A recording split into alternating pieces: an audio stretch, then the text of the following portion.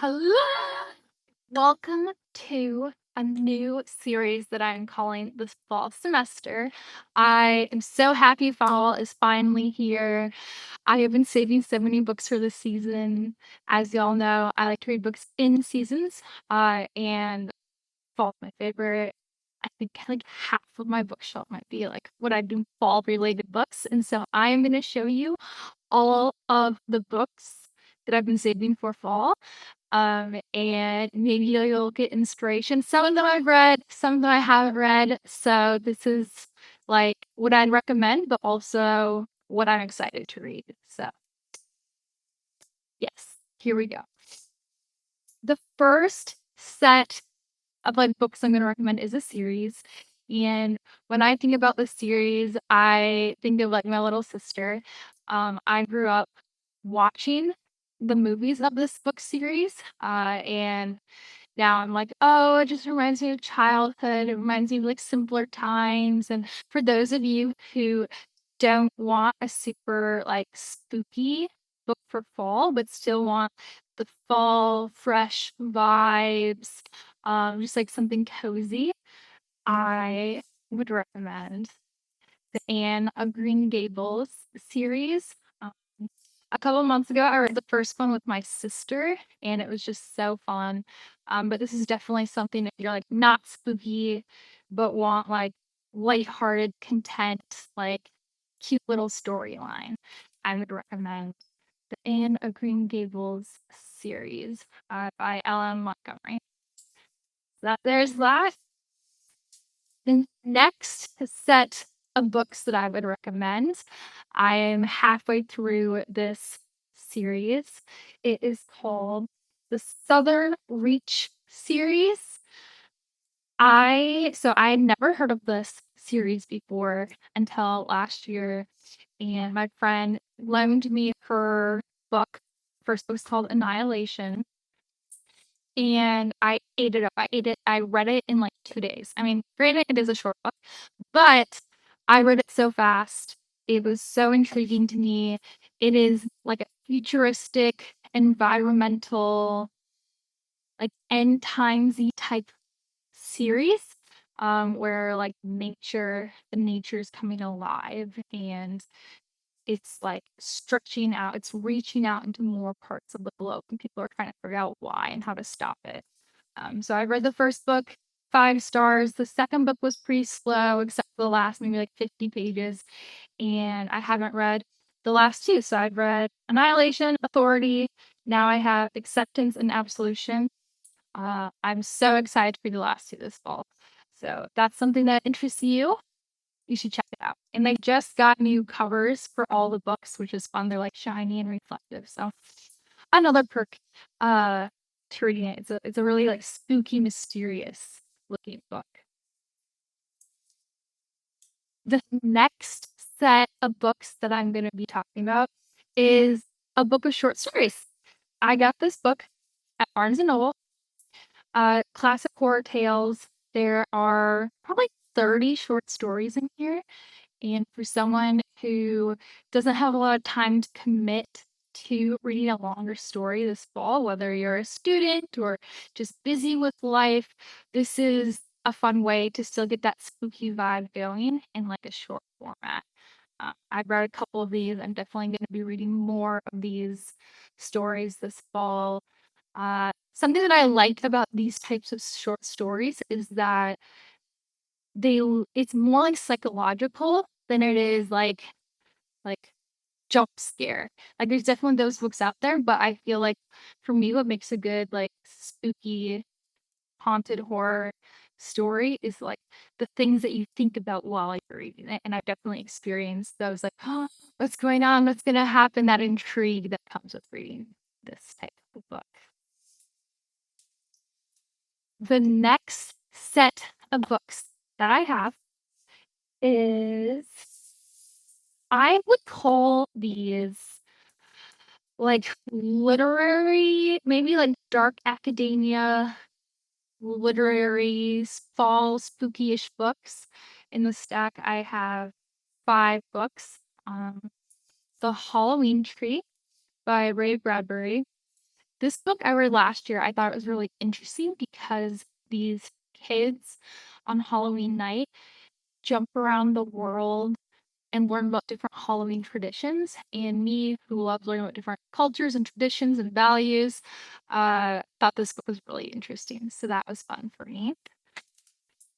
This book, What Moves the Dead by T. Kingfisher, is a retelling of The Fall of the House of Usher, which, if you read this book, that's in there.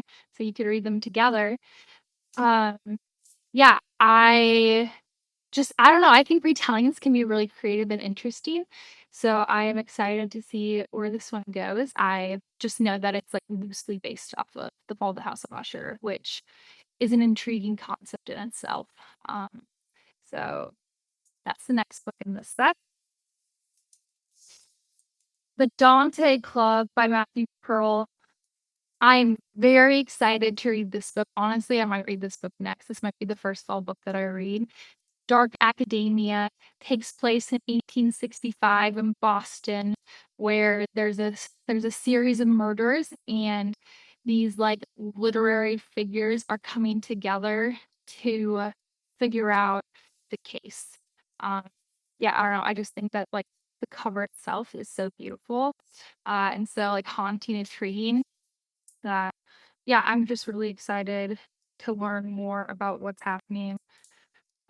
Last year, I read this book, If We Were Villains by M.L. Reveal, and I'm hoping that this book is similar to this because this book for me got 5 stars. I definitely wouldn't recommend this book for everyone, um, but it takes place at a university amongst drama students, and they're going through different Shakespeare plays, and someone gets killed, and then they're trying to cover it up and also figure out who was the murderer. And just a very intriguing, dramatic book that was really fun to experience. I would recommend this if you like the drama. This is like dark academia right here.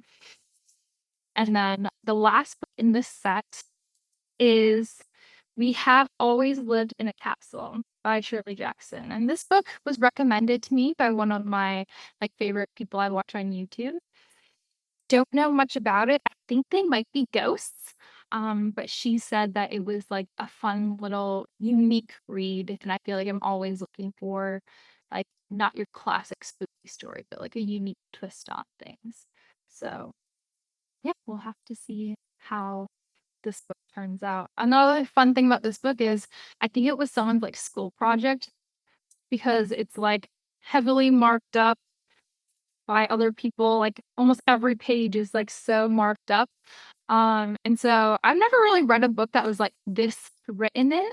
So I'm excited just to like see what a previous reader thought of this book and like what stood with them, what stood out, what they liked, they disliked. So it's like a dual purpose reading book.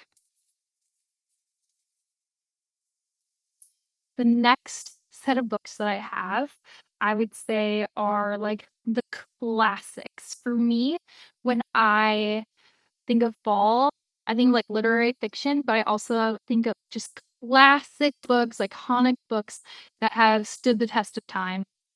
So I have a whole stack right here. Here it is. Um, Yes, I'll just go down the list. Most of these, I would say, I have not read. They've been on my bookshelf waiting for fall. So you'll just get to see what I've been holding on to. We have Fahrenheit 451 by Ray Bradbury. So he wrote this book, but he also wrote the Halloween Tree. So he wrote this book as well. So it's 2 by him. And honestly, I don't know hardly anything about this book. I just know that it's a classic, that it's very intriguing and thought-provoking. Um, and yeah, those are books that I like. I really enjoyed reading Animal Farm, and I think that this gives Animal Farm vibes in different ways, but I'm not sure why. It might just be because it's classic. I don't know. But yes, Fahrenheit 451. The next book I have under the classic category is One Day in the Life of Ivan Denisovich by Alexander Stolhuizen. I don't know how to say his last name. There you go. That's how you say his last name. But this book takes place on a concentration camp during World War II. And for me, World War II history is super fascinating. Also, what's fascinating for me is like Soviet history, and this person falls into both of those categories. So I am intrigued to learn more about what like this person faced during his time at the concentration camp. I am curious about like this author's credentials. Um, what his like link to World War II is, if he had family members, or like how he connects, because that will definitely, I feel like the author's history will make or break the story for me. Honestly, this book is kind of a surprise for me. Metamorphosis by Franz Kafka. Just reading the back, I am very intrigued. I've heard of this book forever. Like, for so long, I've heard about this book. Didn't know much about it, but I'll just read a little blurb on the back for you. It's the story of a young man who transformed overnight into a giant bee-like insect, becomes an object of disgrace to his family, an outsider in his own home, and an alienated man. I don't know why he turns into that. I don't know how that happens. I'm curious as to his thought process. But honestly, in this whole like segment, this like stack that I have, this might be my first one because I don't know why it just seems so interesting to me. Like, why did he turn into this thing? I also think that the cover is like very unique and whatnot. The next book I have under classics, this book I read as a child in school, but I don't really remember it, The Scarlet Letter. All I really remember is that I think it's I don't want to spoil it for you guys, but she has like a letter A that gets like sewn onto her outfit as like a symbol that she's an outcast and like something happened, but I think it like wasn't her fault. Like it was some like covered up crime. And so that's intriguing too. I think there might have been a priest involved, but I don't really know about that either. Um, but yeah, the Scarlet Letter. I know I think it's called Easy A. There's like a movie that's based loosely on this with Emma Stone in it. Uh, but yeah, the Scarlet Letter could be another option for your fall. And of course, this wouldn't be a true fall list if I didn't have at least one book by Agatha Christie. This is one that I recently found at a thrift store. Poirot Loses a Client. I just love Agatha Christie. She's just so fun. My favorite book by her is And Then There Were None. Very thought-provoking. Um, yeah, I just love it. Good classic book. I love watching the movies after I've read the books too. So yeah, any book by Agatha Christie is a fun time, especially in the fall. This next book has been recommended to me so many times that I felt like I was doing my friends a disservice if I didn't like buy it and read it. I have not read it yet. But it is The Picture of Dorian Gray by Oscar Wilde. I just know that he's like some rich, snooty guy. And I don't really know. I don't know why. I don't really know. I think he just stole this rich, snooty guy's life. So I'm curious as to why so many people are obsessed with the book. So that, and it's something that so many of my friends, especially my friends overseas, love this book so much. Um, I got nothing, but I'm intrigued. But also, like, just like rich, snooty guy vibes aren't really my favorite. But I trust my friends' recommendations. So maybe we should read this one together. Stay tuned. Of course, we have Alice in Wonderland.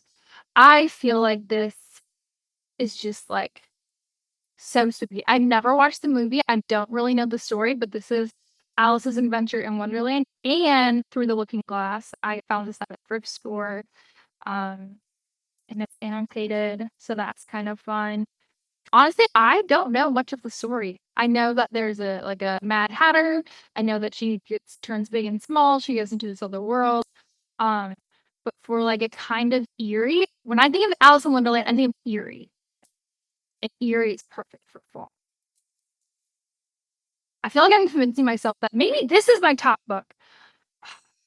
I don't know. We'll see. Stay tuned. This might be the top book I read because that's just like uncomfortable, spooky, eerie, but not like gross, creepy. Is definitely something that intrigues me. Here's another classic. Don't know if I'll get to this one, but just it was on my list saved for this fall. Mrs. Dalloway by Virginia Woolf. I just don't know again much about this, but I've heard it referenced so much, and it's in Gilmore Girls and all that kind of stuff. So here it is. Here's the cover. Not much to say about this one. We have Ethan Frome. This is a short read again from a thrift store.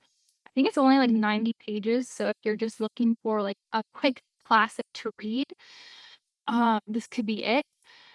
What I read online is that it like makes people angry. And I don't know why it makes people angry, but books that leave strong feelings with you are books that really intrigue me. And oftentimes, even if I don't like the book itself, if it like makes me feel stuff really strongly, it'll like get rated higher just because the author did such a good job of writing and making me like stirring up all the feelings.